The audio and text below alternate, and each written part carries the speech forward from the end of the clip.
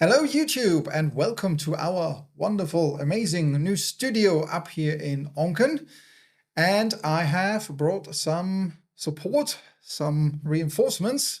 Ged Power, who you will probably know if you watched some of my other videos. We do our little sideshow Roundel live once in a while. We haven't done one in a while, but we've been picked off the sidewalk at the Roundel, yes. But I'll be your right-hand man tonight. Yes, Ged is a local institution. He used to be with the plot, and now he's active in tourism well, you are right at the heart of the action with everything, really, from politics to tourism. Bit of everything. Yeah, if there's eyes and ears on the road, round and about. And is a great person to have here, because what we're going to do today is a review of TT 2023. It's been 4 weeks now since TT has finished. 4 weeks of quietness since that fortnight of wall-to-wall sunshine and all that frenzied activity and great racing. Yes, tranquility has returned. 4 weeks is enough time for the news to catch up, for all the statistics, the visitor numbers and all that to be tallied up and published, and that has happened. So that's why we do this review now. It's basically a look back on, what kind of TT was it? How many people did we have here? Anything exciting happened? All that kind of thing. So if you like the TT and the Isle of Man, then please, watch, and we'll try and make it a little entertaining. If we had to give TT 2023 a headline, I think the only appropriate one would be almost perfect. Precisely. I think everyone was happy. The weather was a big help. And I think the event had a bit of pizzazz with it. The new format seemed to work. There seemed to be a lot of people about, and basically it was well run. It was happy, wasn't it? Yeah, it was almost perfect. And I say almost because we unfortunately did have one fatality during the races. Raul Martinez lost his life in an incident at Alpine. And that always puts a damper on things, and is tragic, and is never a nice thing. Outside of this tragic incident, it really was one of probably the best TTs I can remember in 20 years. But the question is, was it quieter or was it busier? Well, so let's kick off this review then with a look at the stats, the visitor statistics, what happened, how many of you came here. And we do know from the Steam packet, and we do have a cheat sheet here in front of us, our lo-fi teleprompter. So the Steam packet, our lovely ferry company, is reporting that they had 34,000 arrivals to the Isle of Man over the fortnight. Of course, that includes everything, cars, pedestrians, but of course, thousands of bikes. And that's always a beautiful sight.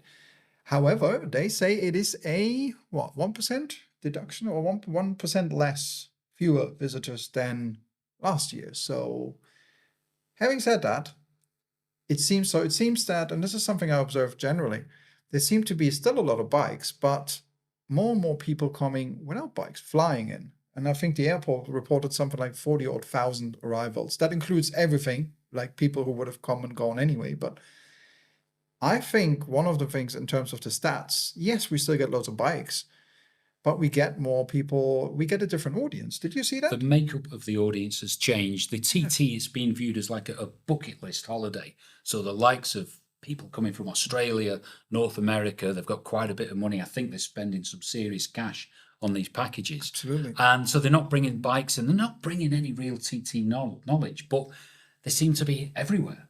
So certainly what I can say on the roads, driving around from place to place, it seemed quite easier to navigate, those old favourites where you've got to go from Douglas to Cregnabar, or you've got to go out to Ballacrane. It didn't seem as busy on the roads, but there were lots of people around.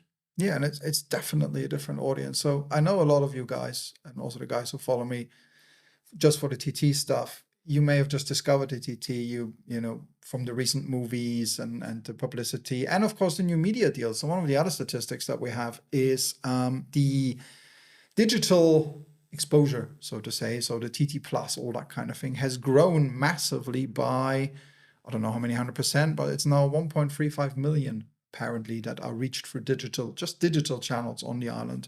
That's, I assume, means TT Plus and maybe the YouTube subscribers, that kind of thing. And definitely this new media deal and TT Plus, TT Live, or TT Plus it's called, that helped a lot to get, especially you guys across the pond. I know I've never seen so many Americans on this island, seriously. I'm not saying it's a bad thing, it's awesome. But I have honestly, in the last 20 years, it was always, German bikers, French bikers. We still get those. But now we get a lot of Americans flying in and enjoying it in a different way. You're a different kind of audience, I think. And I'd love to hear from you in the comments, how did you hear about the TT and how do you travel here and what do you see it as? What do you get out of it? Is it a bucket list thing? What do you think? It certainly is, but I think the likes of YouTube, you look at the Connor Cummins, Veranda episode, and that's had millions of views. You look at, say, the lap record from Hickman, that's had over 650,000 views just in 2 weeks. So that is the main portal. But I'd like to see other ways that we could calculate the numbers, because the likes of coming on the aeroplane, coming on the boat, it's a bit difficult to work out who was staying where and how long they're here for. What about things like the use of mobile phones on the Isle of Man? Surely that would be a great way to pick up how many subscribers there are, on the island at once. And then we could get a snapshot. Right, this is the amount of people who are here, who are visitors. Surely that's a simpler way, rather than some anecdotal evidence, say from the hot dog stand or the hotelier who's in a bit of a bad mood on one day. You might get him just being a little bit negative about the whole thing, but certainly there's a lot of information out there to try and pull this together. That's a really good idea, actually. Maybe we can ask Max Telecom or Shaw to look into the statistics if they have them, because they would know how many local SIM cards are logged in, how many foreign ones, and so on. We do know in terms of accommodation, so the government has published some figures. We don't have all the figures. We know that over 900 homestay registrations were done. That is where you can stay in someone's house and it's government registered and it's basically safety checked. And in exchange for officially registering, you get a bit of a tax break. So we had over 900 of them. That's 5% more than last year. And it's needed because the Isle of Man, maybe you're not that familiar with it from the olden days. I certainly am not. I was only here 23 years. I'm a junior compared to others. But the Isle of Man was a tourist hotspot in the 50s, 60s, up to the 80s. And then people discovered Spain, and that was the end of it. As a result, all these hotels, these hundreds of hotels that we used to have, many of them closed, were turned into apartments, and then we didn't have enough. That's why we brought in homestay, so you can stay in someone's place. And now that TT is ramping up again, is getting this revitalized new format, more media coverage, all this new exposure, this sort of shiny extreme sport TT, this different image. Now we don't have enough hotels, and that's why we have homestay, so you can stay in someone's house, because there's absolutely no way we could cram 50,000 visitors into hotels. And the market price of the hotel room will put people off. And I think back, Yes. to what we had in, say, the 1980s, where it was absolute chaos and bedlam, pandemonium on those lower promenades where you had thousands of people, you had wheelies, you had topless motorcyclists, you had the famous jet bike, which was a jet engine on a bike with only like yards away from hundreds and hundreds of people. You wouldn't allow it in this day and age, but it certainly had a different vibe. But You that had was only groups of 15 Germans, you years had ago. like the Dutch contingent coming over in their hordes.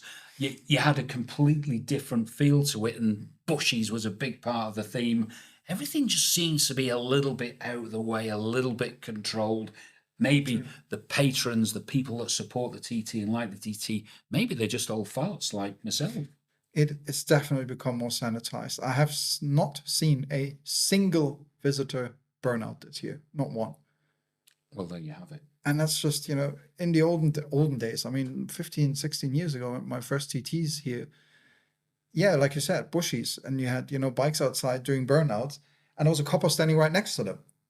And it was tolerated. It was, I wouldn't say encouraged, because, Yeah. but it was sort of, this is TT.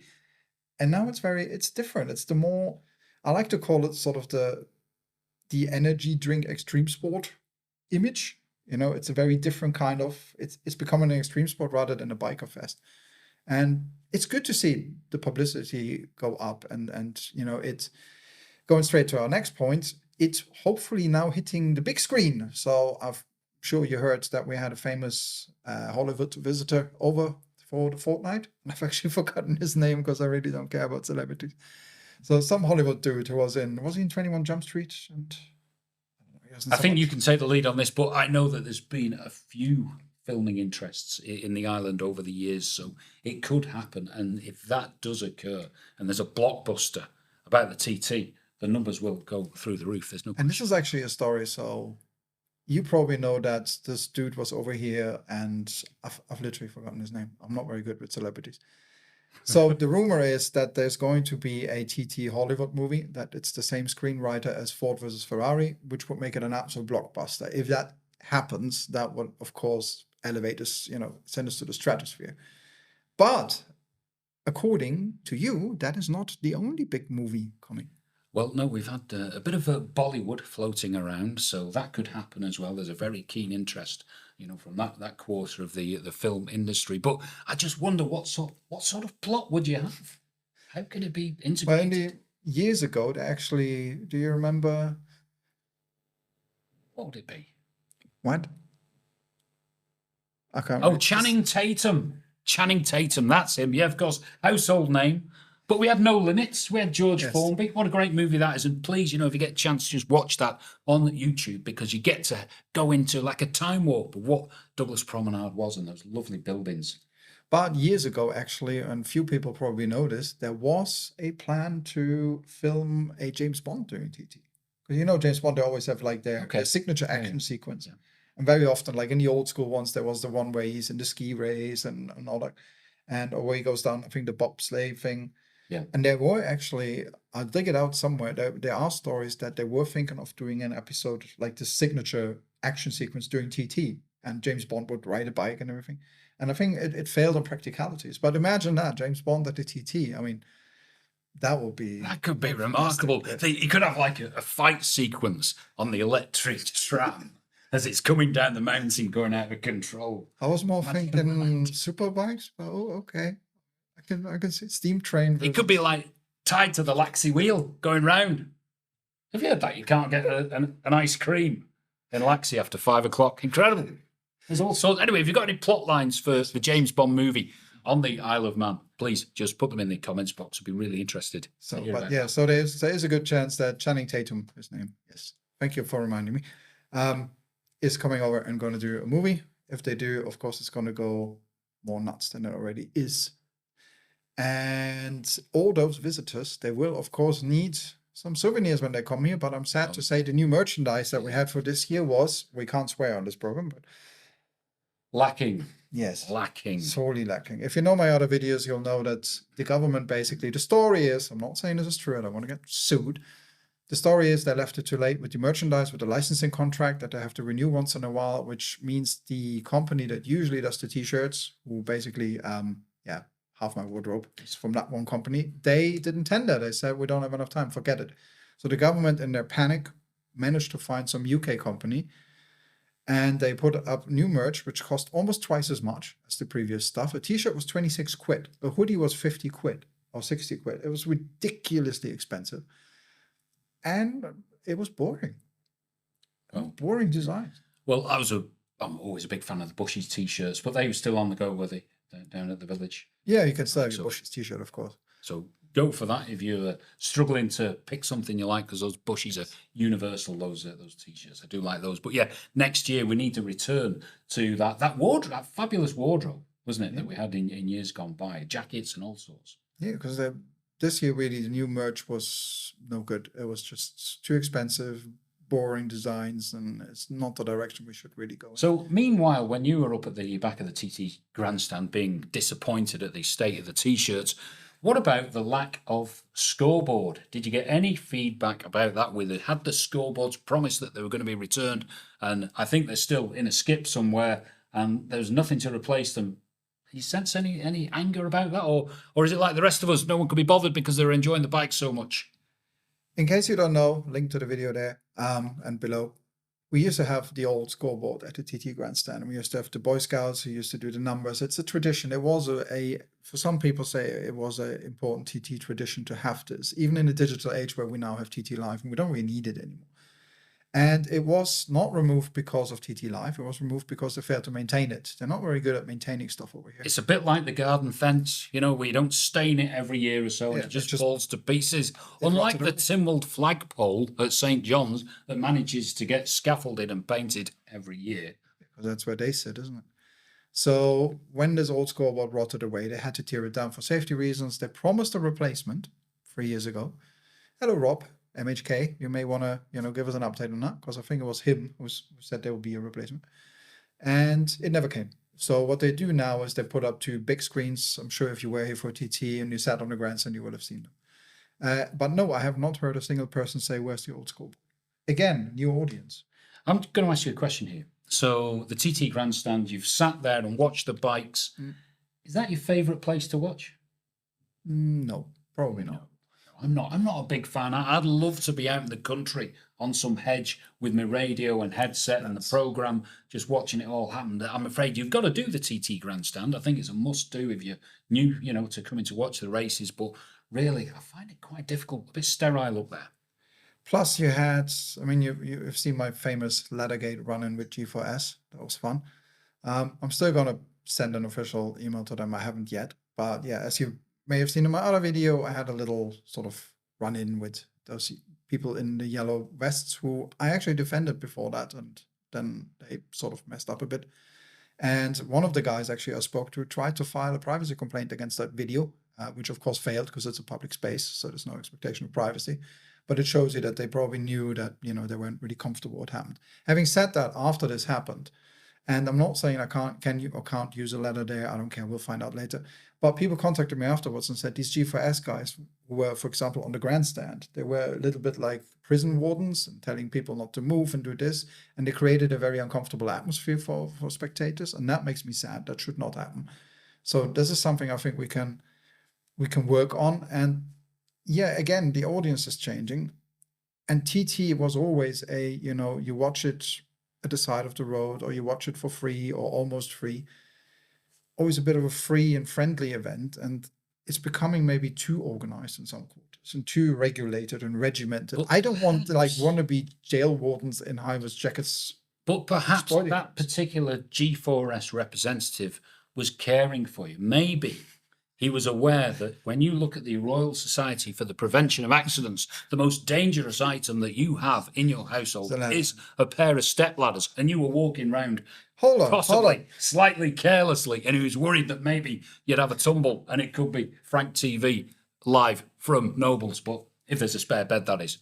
Hold on. So here's the thing, right? And this is what really annoyed me with this and what really made no sense. So this guy claimed that I could not have a stepladder stand at the back, not blocking anyone. And I had the stepladder to get the crowd shots. Yeah. From my footage from my other videos, I don't get the shot everyone gets off the rider. I'm not at the front. That's the point is everyone has that shot. I give it a crowd shot, the atmosphere, the people around it, behind the scenes. That's my angle. So I have the best angle, of course, from the back. And afterwards I thought, this makes absolutely no sense. This government is comfortable with me and thousands of spectators standing inches away from motorbikes racing, Quacknabar or anywhere else, where they come this close, this 165 miles an hour. That is legal, that is okay, that is sanctioned, that is insured by the government. It is allowed, it is encouraged. But I can't bring a ladder and sit behind the crowd at the ground. It makes zero sense, and I'm sure there is no such rule. I will take it up with the DFE. I think you're going to have to review your strategy next year, and maybe because you're such a fashion icon, is just deploy a huge pair of platform shoes, maybe. Stilts. And you've been looking what's over the rule on many stilts. I'm sure I can use stilts in those. We'll look forward to that one. Speaking about enforcement, the cops were out in full force as usual under the new Chief Constable's leadership. What's it called? Russ Foster, is it? Not quite. I've not met him yet, but the boys and girls in the police were quite busy with 282 fixed penalty notices issued, 15 prosecution files. That seems pretty light. A few arrests, 27 arrests. I mean, that is super light for TT. Say 20 years ago, it'd be like 227 arrests. So you used to be with the police, right? With the constabulary. Most arrests in the olden days, locals or visitors? Oh, locals, without a doubt. Without a doubt, yeah, the bright lights had come out and all the locals had come out to play, they'd be performing. And maybe in days gone by, like you'd have the Yorkshire chapter of Hell's Angels or whatever. Seriously? But, but now it's just, the odd visitor who maybe, gets a little bit carried away or there's something to do with the motorcycling, but there's nothing compared to years gone by. So it's a completely different animal. And I must admit, fair play to the police because we didn't have any fatal accidents on the open roads. which is the big plus. Is And that that's the second year in a row, and I know Sergeant Taylor from the Roads Policing Unit. He's a really good guy. He lives this, he cares, and to see this happen again. Of course, there were accidents, but no fatals on open roads, which is fantastic. Yeah. I know a lot of people were complaining that because the tactic they bring in now, they put speed limits on most roads except the mountain. And that didn't go down well with people who know the island, who came over and was like, oh, the coast road's now 50 during TT, or, this road's now 50 during TT. This is rubbish. No, it makes sense. It's an impossible balance. I said this in other videos that the police has to strike. They want people to have fun and enjoy TT. That's what we sell. We sell speed and excitement. If we should do that, that's a different question, but we do. But they have a job. They have a duty to keep people safe. And the island doesn't stop for TT. So, and I think this model that, most roads have limits and there's strict enforcement on those limited roads, but the mountain is still go wild. I think that's a fair compromise, isn't it? I think the audience is changing as well. I think the actual culture about the biker that visits, the visitor who maybe is fresh into the world of TT, and they're just coming here, like we said before, it's almost like a bucket list, a must do, and they'll be going back to their homes in California and Adelaide, and they'll be going, my God, you won't believe it, we saw the TT 165 miles an hour sat on a hedge, and and it is something which they can't relate to, because I was lucky. I dealt with a lot of visitors, and some of them were a bit corporatized, that they were used to going to the motorsport events at Grand Prix where everything's in silos and all very safe and what have you. This just was a little bit edgy, and they'll be taking that back and they'll be sharing it with their friends. They'll have the bragging rights galore. And I believe, a little Dicky Bird tells me that the bookings for next year are absolutely flying. Dude. Yeah, absolutely flying. That's good to hear. So, I mean, we have this new format as well. So let's quickly touch on that. It's a different format. We have 10 races now, two more than last time. Loved it. See, that's the thing. Some are saying, and some riders even are saying they like it, they like to ride more, but then other riders are saying it's tiring and they need more days off. And people who do events outside of the races say, well, what happened to my Mad Sunday events? They're all gone. So I would argue that the jury is maybe still out on the format. I think we've got to change, we've got to move with the times, we've got to adapt. I think if the likes of the TV comes into it more, I think that's going to be a factor.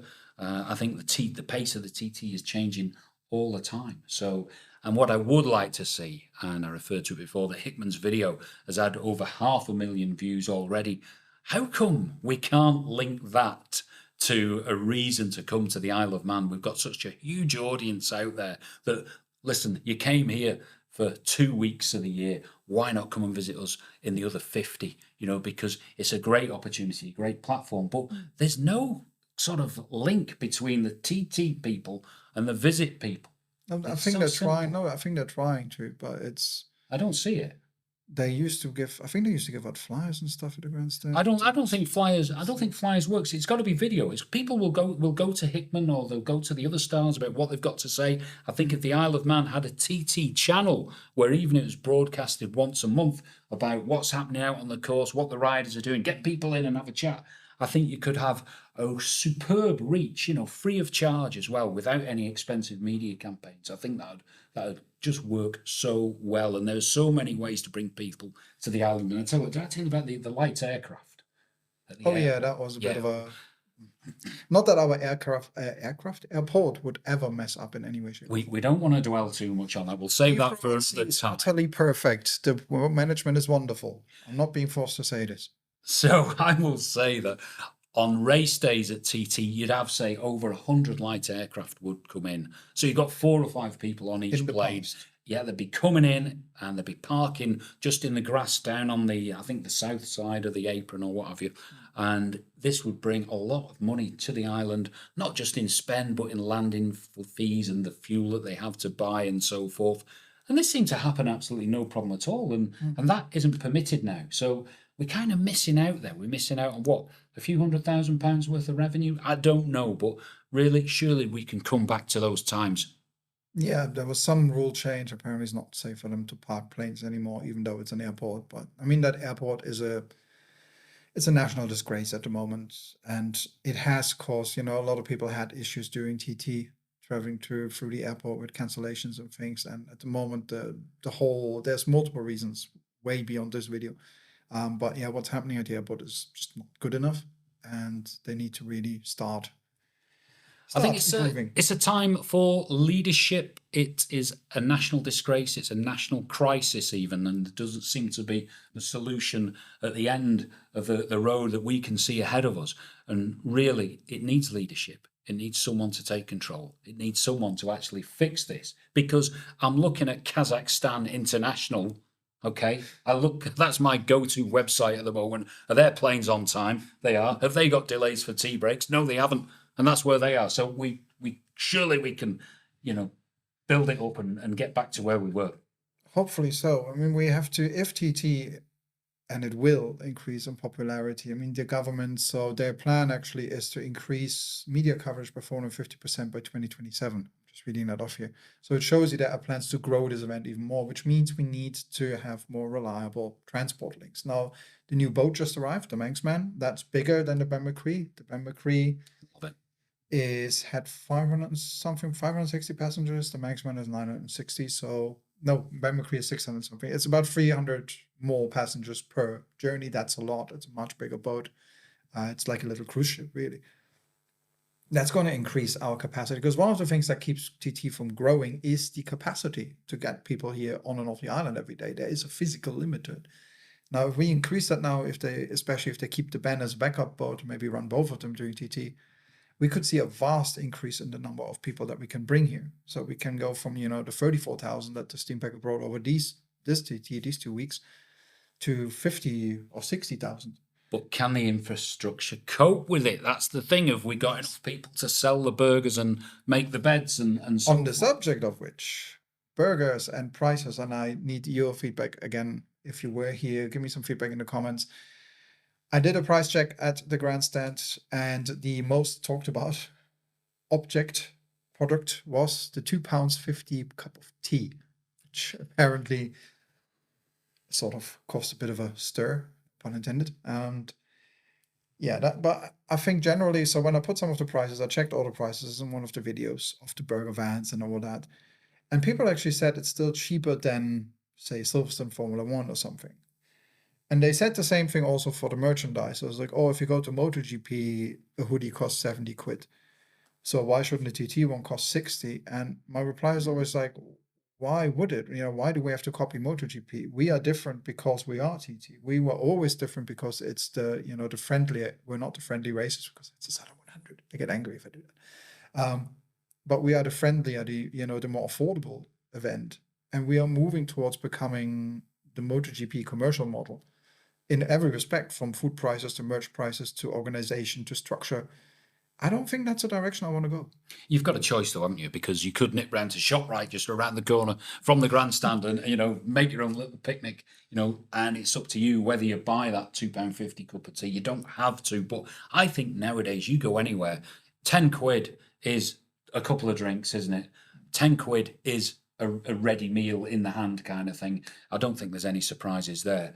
But how many burgers were sold? Who knows? That's the sort of data. A lot, and the DFE charges you a lot to have your stand there. And as you know, I'm a Douglas councillor. I'm on the committee that looks after Norbord's Park, which is where the grandstand is. And we don't put it on. We hand it over to the government, where we have a license agreement with them. We can put certain stipulations on it, but they won't tell us how much to charge a burger van.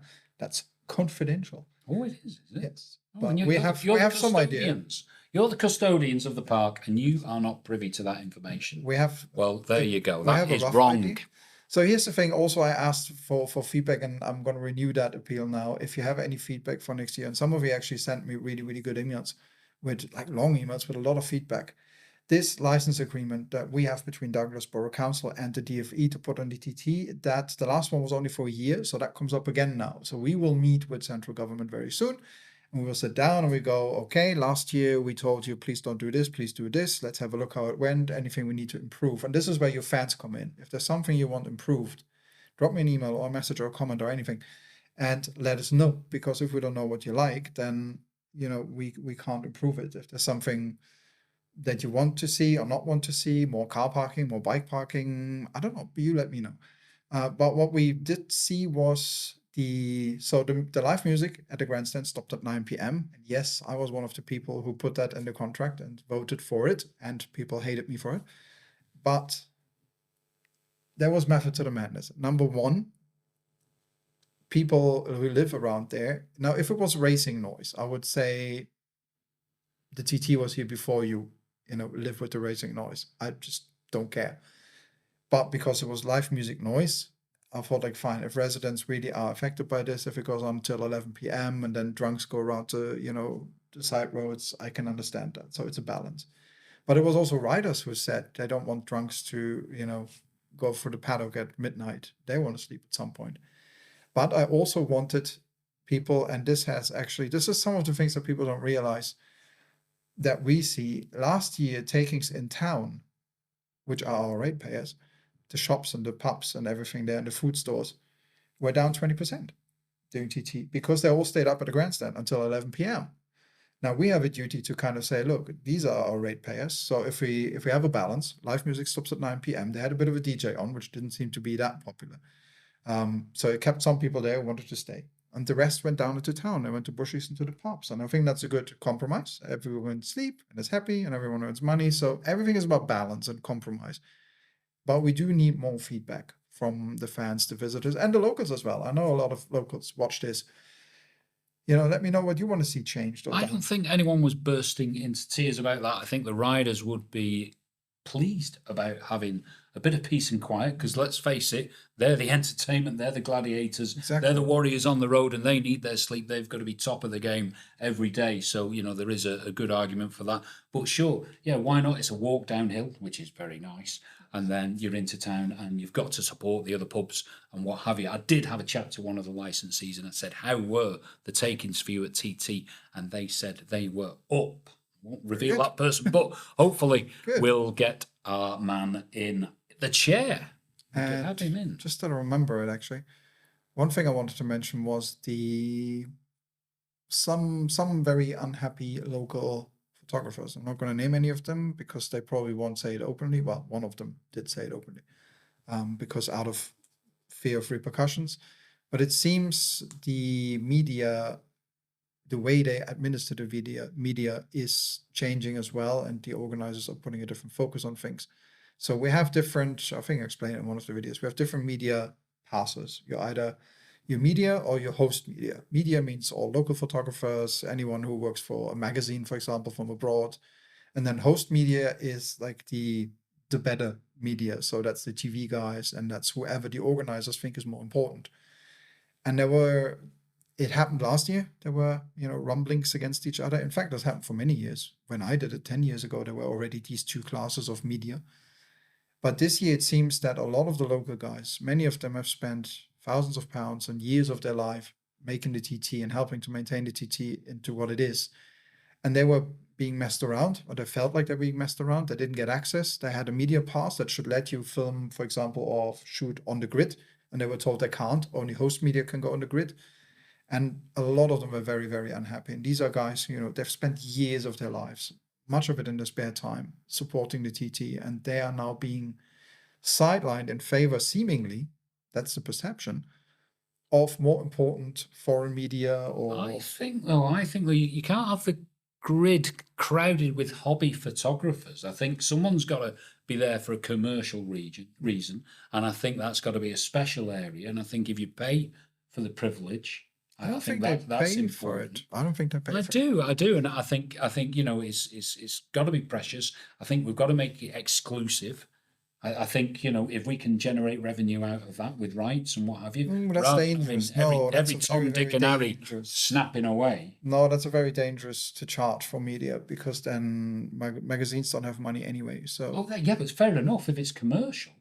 Yeah, and I think if you get a media pass, there's already commercial agreements in place. If you film there, for example, they charge you per second. So they already charge you for the footage. It's about the access and how they treat media and photographers.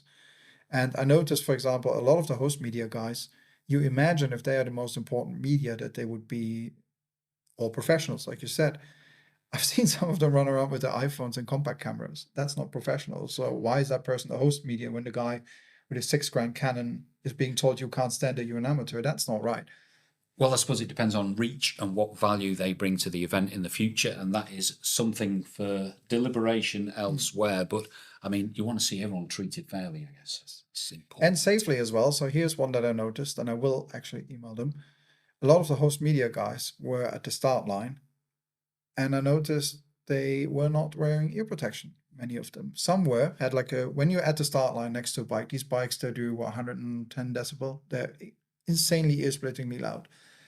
And some of them had the proper Mickey Mouse on, but many of them had none, and they were this close to the bikes. And I'm sort of like, okay, so health and safety, I mean, do you want to go deaf? Or what's going on? I don't know. I'm not too concerned about that, really. It's the TT, remember? You know, I mean, you're only like one hearing. You're a German heavy rock fan, aren't you? When you're like listening to Rammstein at volume 12 in your younger days. Even I once stand next to the exhaust of that Norton that pattern. That pattern is loud. It's beautiful. It sounds so nice. Well, I did enjoy the start line. I thought that was a great spot to watch. Absolutely fantastic. So, Frank, have we got anything perhaps to round it up? Frank's conclusions about the TT? Because you did the island a real service with your day-to-day videos. They've had a great watch, a great following. It's innovative, it's creative. So congratulations to you and what you did about the Manannan, well, what I can say, the Manxman coming in recently as well. These videos are superb. So follow them on Frank's channel. It is almost the only dedicated Isle of Man TV portal with all your latest stuff. And now look where we are. Look at this. Can you believe this studio? It's even in Onken, deepest, darkest Onken. No, if it was in the capital city of Douglas, I'd understand. But no, this is amazing place, which, by the way, you can rent if you're on the island. So, I'll put the details on the bottom, how you can rent this beautiful space, our brand new, completely real, absolutely not virtual studio. We built all this place. No, it's amazing. We have big plans for this. Of course, there is a whole year to fill now with content, and I have ideas for content. And, thank you for everyone who followed and subscribed and commented. It does mean a lot to me. I keep saying that. This is not my job. This is a hobby. And to get feedback and to see that people appreciate it, and that, for example, the visitor's guide, that is actually useful for you guys. Absolutely. Yeah. That means a lot to me. That makes it worthwhile. So expect that is true. That is true. I actually dealt with someone recently who moved to the Isle of Man, and it was the visitor guide that promoted them to do that. But come on, Frank, just wrap up the TT 2023 in the best words possible. Like we said at the start, it was an almost perfect TT. It was sad to see Raul Martinez die during the race. It was great to see thousands of visitors from further afield, further than we've ever had. It was great to see banging sunshine, wonderful racing, happy people everywhere. The spirit of the TT is still very much alive. I think there are great things ahead for the event. We need to be careful how we manage those, so it doesn't become a monster that we cannot control. It doesn't become too G4S corporatized. But other than that, thank you to everyone who came here and who contributed to making it a success. Everyone who didn't kill themselves on public roads, no fatalities, which is brilliant. Who supported the economy, respected the island, and of course, thank you to everyone who watched my videos, which it was completely unplanned. I never planned anything for TT. There was no plan behind this. I just sort of figured, okay, I'll run around every day and film something, and that's turned into like this 10, 12 video series. So thank you in many, many different ways. Expect more content to come from myself, from us too. And I'll see you latest at the next TT. So that's it from us, from our brand new studio. Let us know what content you want to see. Let us know what you thought of it. Comments, feedbacks, like and subscribe. And we'll see you next time. We'll catch up again. Thanks for watching.